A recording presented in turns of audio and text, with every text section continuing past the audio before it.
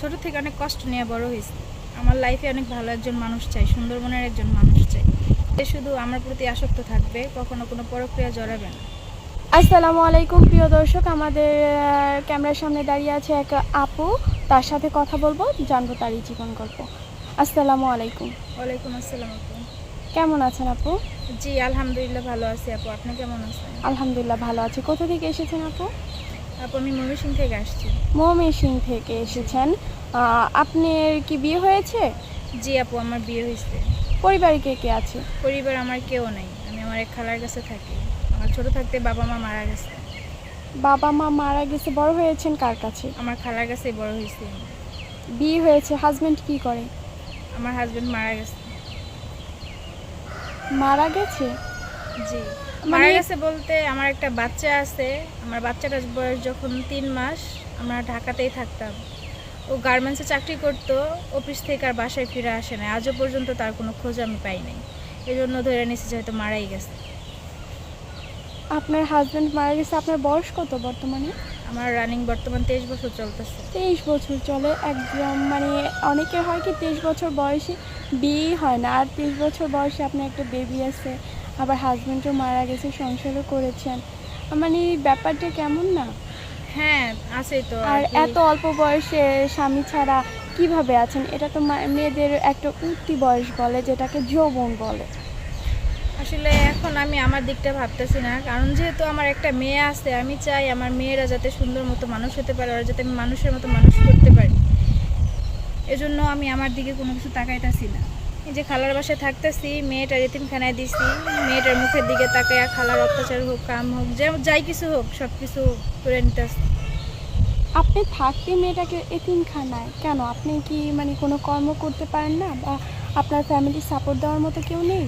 আমার ফ্যামিলিতে বললাম তো কেউ নেই। আমার ছোটো থাকতে বাবা মা মারা গেছে, আমি এক খালার কাছে বড় হয়েছি, খালার বাসায় থাকা হয়। আমার হাজব্যান্ড বিয়ে যখন হয়েছিল, আমি আমার হাজব্যান্ডের কাছে ছিলাম। যখন আমার হাজব্যান্ড চলে যায় বা যখন আমি কোনো খোঁজ পাই না, আমি আমার এই খালার কাছে এসে আশ্রয় নেই। আমার এই খালাই আমার খালার কাছে রাখে, ওনার বাসায় কাজকাম করি, টুকটাক খাবার খাওয়া হয়। তো আপনারা যারা দেশে থেকে এবং দেশের বাইরে থেকে যারা আপনাকে বর্তমানে দেখছে, অনেকেই আপনাকে বিয়ের জন্য পছন্দ করতে পারে। তারা যদি আপনাকে বিয়ের জন্য বলে, ধরেন আপনার তো বিয়ে হয়েছিল, হাজব্যান্ড মারা গেছে ধরে নেন, বা চলে গেছে, তাদেরও অনেক সময় হয় হাজব্যান্ড বউ চলে যায় বা মারা যায়, তারা যদি আপনাকে বিয়ে বসতে বলে? হ্যাঁ, তারা যদি আমাকে পছন্দ করে আমার বিয়ে করতে চায়, আলহামদুলিল্লাহ আমি বিয়ে করব।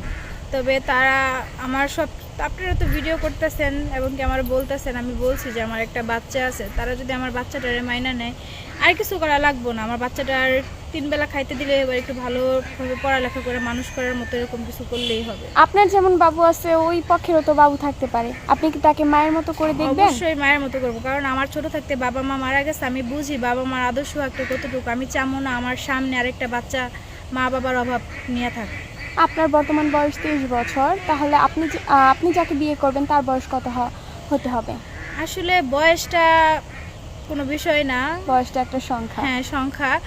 আর তার মনটা সুন্দর যদি থাকে, তার মনটা যদি বাচ্চাদের মতো হয়, তার মনটা যদি সরল হয়, সেটাই অনেক কিছু। বয়সটা তো কোনো কিছু। আজকে আমার 23 বছর, আমি যদি তার সাথে খারাপ আচরণ করি বা খারাপ কোনো ব্যবহার দেখাই, তাহলে তো আমার এই বয়সের কোনো মূল্য রইল না। আমার যদি আজকে 80 বছর হয়, কেউ যদি 23 বছরের ছেলে আসে, আমি যদি তার সাথে সে বাচ্চাদের মতো ব্যবহার করি, বাচ্চাদের মতো আদর্শ ভালোবাসারই করি, অবশ্যই সেও আমাকে এরকম করবে।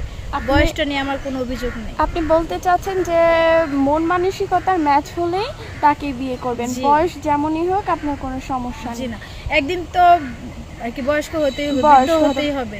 বয়স তো হয় চামড়ায়। জি চামড়ায়, মন তো আর বয়স বাড়ে না, মনের বয়স যা থাকে তাই থাকে। জি প্রিয় দর্শক, যারা আপনারা আপুকে দেখছেন, কেউ যদি বিয়ে করতে চান, তাকে তার দায়িত্ব নিতে চান, স্ক্রিনে দেওয়া নাম্বারে যোগাযোগ করবেন, আমরা আপুর সাথে অবশ্যই যোগাযোগ করিয়ে দিব। উনি বেশ কয়েকদিন আমাদের অফিসে থাকবেন। আসসালামু আলাইকুম, সবাই ভালো থাকবেন আপু। আসসালামু আলাইকুম। ওয়ালাইকুম আসসালাম আপু, আপনিও ভালো থাকবেন।